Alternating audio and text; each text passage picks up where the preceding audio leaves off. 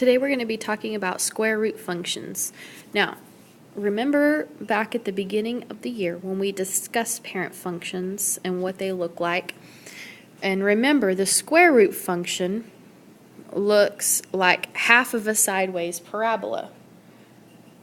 And so we're going to talk about the domain and range, because the domain and range fall heavy into this concept because we are having to restrict our domain and our range so that we are not taking the square root of a negative number.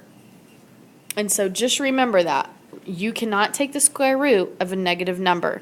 So our square root functions are going to be restricted down to where we only get positive values.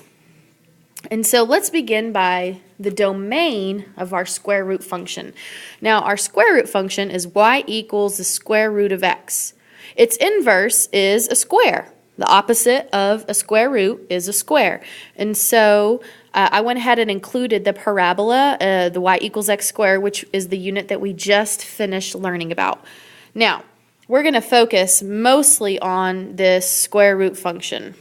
But because the square root and a square are inverses of each other, we're going to be talking about both. Now, the domain of a square root function, the parent function, which is y equals x squared, the domain is going to be, which you can tell by this photo, remember, domain are x values. So, from here over, right? If you see, we have x values starting at 0 and then going on and on and on to infinity. So we're going to write that, and I always write it in interval notation. You can write it in several different ways, but this is the way that I'm going to probably write it, and so it would be best if you just used interval notation, 0 to infinity. Now my range is the same thing. My range is my y values. So if you look along the y-axis, where do you start having y values? You start having y values at 0. And then it can go on and on to infinity. So my domain is 0 to infinity, and my range is also 0 to infinity. Now that is just for our parent function. And we're going to talk about how do you find the domain and the range for something that is not exactly y equals the square root of x. One thing that we're going to have to remember how to do, which we have already learned how to find inverse functions. You have notes from that from at the beginning of the year. To find an inverse function, the first step is to switch the x and y variables.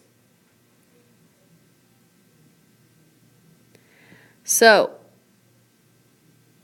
when you're given a graph, it's really easy. You just pick off a couple of ordered pairs, switch them, and then regraph it, making sure you're following the correct domain and range. Okay, algebraically, this is what I'm talking about, how to find the inverse. So you will, let's say that I have y equals the square root of x. So what you would do is you would change places with the x and the y. So switch them out. And then the second step is that you re-solve for y. So that's going to be, you're going to have to remember some algebra skills of how to solve equations. Okay, so you resolve this equation for y. Now, if I am taking this example that I just wrote, how do I solve for y? Well, I've got to get rid of that square root. How do you undo a square root? You square it. What you do to one side, you do to the other. So y equals x squared. And now you can see a square and a square root, they're inverses of each other, and I just proved that algebraically.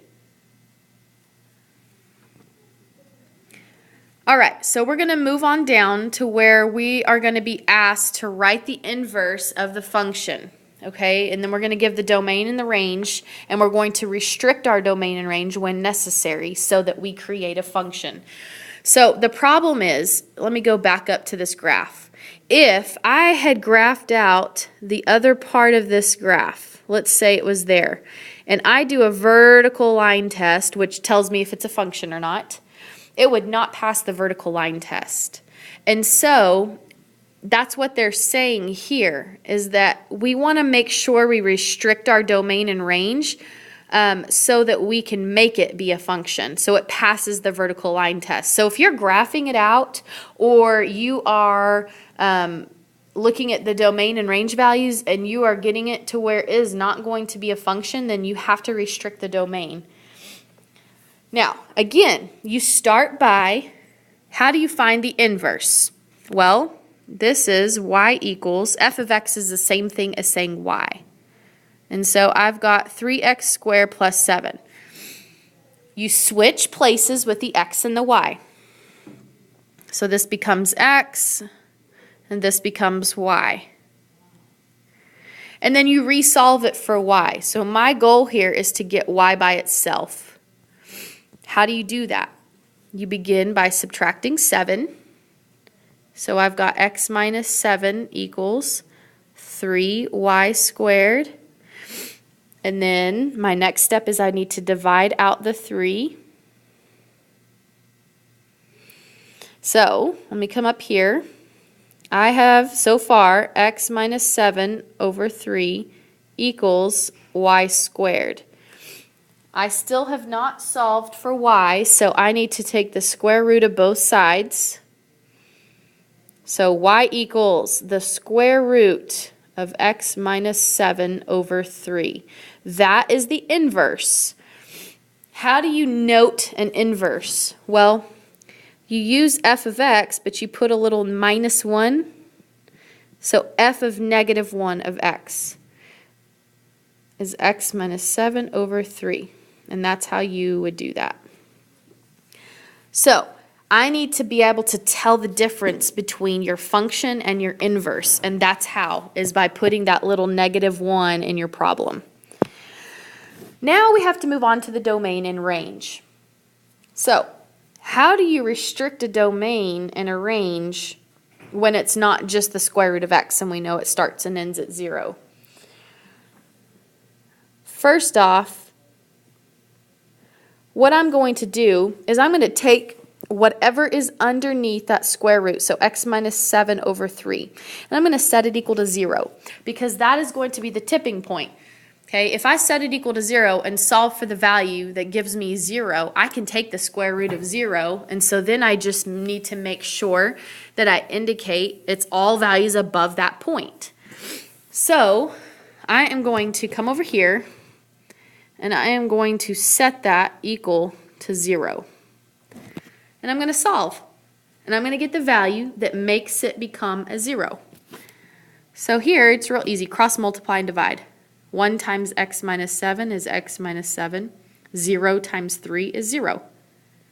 X equals 7. So what this tells me is that I can have every value above 7 in my domain. So my domain is going to be 7 to infinity. Now, you can always graph this out and verify that you did the domain correct. But I do need to see the algebra. So I need to see that you've set it equal to 0. Whatever is underneath that square root, set it equal to 0. And you need to solve and get the value that gives you 0 so that you can say it's all values above that number. And then my range,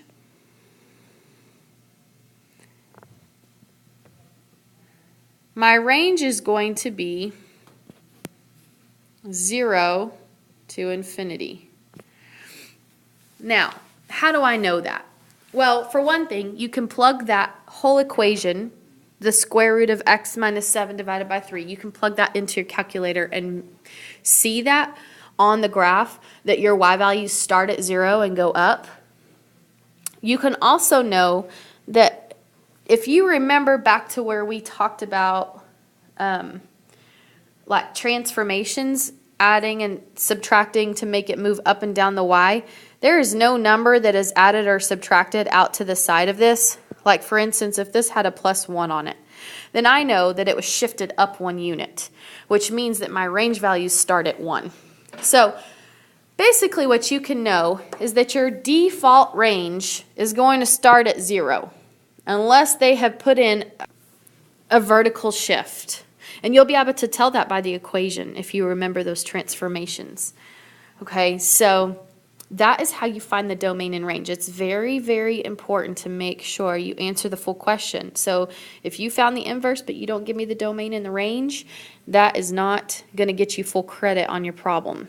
Same thing on part B. So first off, I'm going to start by rewriting this as y equals the square root of 2x minus 5.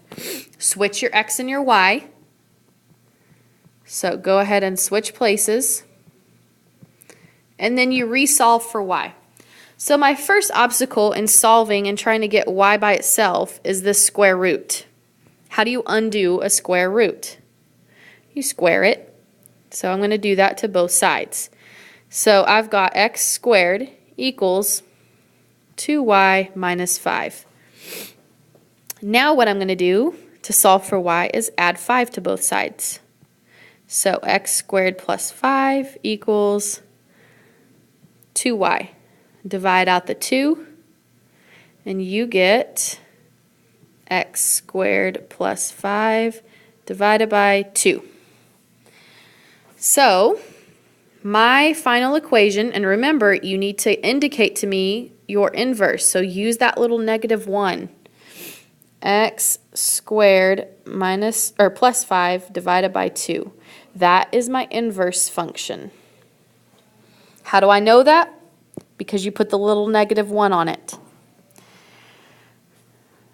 Okay, so now we're going to go ahead and we're going to solve for domain and range. Now notice this is not a square root. It started off as a square root in my original function here, but my final answer is a quadratic. It's a parabola. So if we want to go back up to where we see our parabola, think about the x values. Are there any x values that we cannot have on a parabola?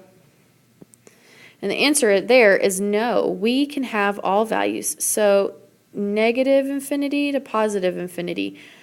Oops, I should have used parentheses. Okay. So by default, if you have a line, if you have a parabola, if you have a cube, all of those are going to have unrestricted domains, which means that you can have from negative infinity to positive infinity. There is no value that is excluded from our domain here. Okay, that is your default domain for a parabola. Now my range is going to be, look at the y value and see wherever it starts, that's where your domain, your range values start.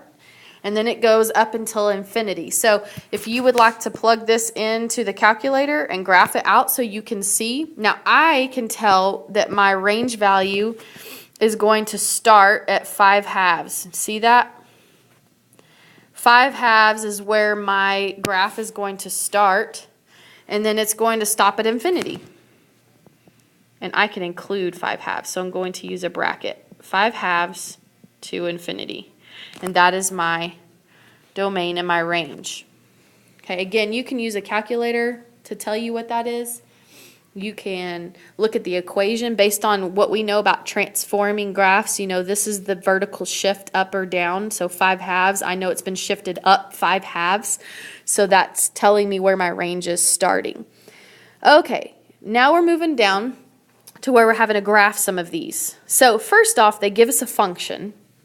And then they tell us to graph it, and then they tell us to graph its inverse.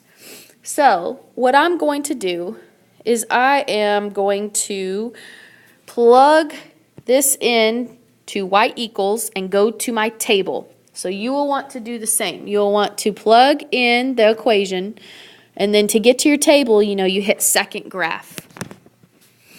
And I'm going to pull off some x and y values so that I can graph this out myself. Okay, so I'm going to do my original graph in red, and then I'm going to use a different color for my inverse. So if I go to my table and I get some values, I know I've got 6, 0, 7, 2, and 10, 4. So if I plot those on my graph, first off, just recognize the shape of the graph by looking at the equation. This is a square root. So remember what square roots look like. They look like half of a sideways parabola. Okay? So if I am plotting these on my graph, I've got 6, 0, 7, 2, and then 10, 4. So this will be what my f of x looks like. And go ahead and label it. So you tell me that's f of x, and then we're going to graph its inverse. Now, with its inverse, what you can do is you can switch your ordered pairs. So I don't even have to solve and replug in on this one because I know I've gone from a square root back to a parabola, so I have no restrictions. So we could just use those points and plot them out and graph it ourselves. So 0, 6, that's going to be the vertex of the parabola. 2, 7, and 4, 10. So this will be one side of my parabola, and then kind of eyeball the other, or you can, use that axis of symmetry and go on the other side, however many points. Okay, now I'm going to label this as f of -1 of x. And that's how you're going to graph a function and its inverse. Now we're going to get down to where they give us a square and ask us to graph the inverse, which will be a square root. So in a sense, we're going backwards. They're giving us this graph, and then they're asking us to produce this one. So think about that in the way of domain and range. If they're giving us an unrestricted domain, meaning that there's all values, we can have all values, and then we're going to a square root where we can't have any negative values. If you don't restrict your domain, I'm going to just show you real quick. If you don't restrict your domain, your graph's going to look like that. And I'll ask you, is that a function? And you're going to say, no, it's not. And I'll say, then why did you graph it like that? You need to make sure you restrict your domain so that you don't have an incorrect domain and range for your function. So on these ones, it's never going to hurt for you to go ahead and solve out for what your inverse is. But first, I'm going to go ahead, plug that into y equals and graph it. Go to the table and get a couple of ordered pairs. So again, I'm going to do my original graph in red. So my x and my y. And my ordered pairs here that I'm using are -1 and 2, 0 and -1, and 1 and 2. Now remember, just based off of our knowledge of functions, this is a square. It's going to look like a parabola. So always double check your graph and make sure that you're graphing it how it should look, because we spent a whole bunch of time at the beginning of the year on how graphs should look according to the equation.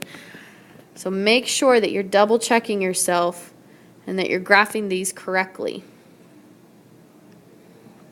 So here, it's a skinny little parabola. Oops, I missed the dot. Okay, and this is f of x. And then we are going to, you can switch your ordered pairs. And I'm going to show you our problem with this. So if I were to switch my ordered pairs and plot these on the graph, it would look like this. Now, again, what is wrong with that picture? It fails the vertical line test. So what we need to do is we need to restrict our domain to where it looks, we only are seeing the top half of the graph. So you can do it that way. You can go ahead and you can switch the order pairs like I did and then restrict it, erase the part that would make it negative. You can do that. Or, you can actually switch the x and the y and find the inverse and then graph that. If you do that, if you try to find the inverse, you've got x equals 3y squared minus 1. So add 1. X plus 1 equals 3y squared. Divide by 3. Y squared equals x plus 1 over 3. And there it is, right? We took the square root of both, and so you could take that and you could plug it into the calculator, and you could actually go to your table values and get accurate table values for that function. Now, the last thing that we are going to do is use composition to show that they're inverses of each other. Again, this is all stuff that we have already done. We did it at the beginning of the year. Compositions mean when you put one equation or one function into the other. So you have two functions here. And what we're going to do is we're going to take the square root of x over 4 and we're going to put it in for x there. And then likewise, we're going to do the opposite. So we're going to take 4x squared and we're going to put it in for x and g of x. Now, the whole thing about this is that compositions, and you need to make a note of this, they both need to equal x. Both of them. So you can't just do one and call it good. You have to do both. You have to show that the composition of f of g of x and the composition of g of f of x are inverses of each other, which means that you get both to reduce down to x. So I'm going to do f of g of x first. Now, what does that mean? That means I'm taking g of x and I'm putting it in for x right there. So 4x squared. Now, remember, I'm taking out x and I'm putting in the square root of x over 4 squared. So then we just use our algebra, and our goal is to try to get it down to x. So the square and the square root cancel each other out, and we're left with 4 times x over 4.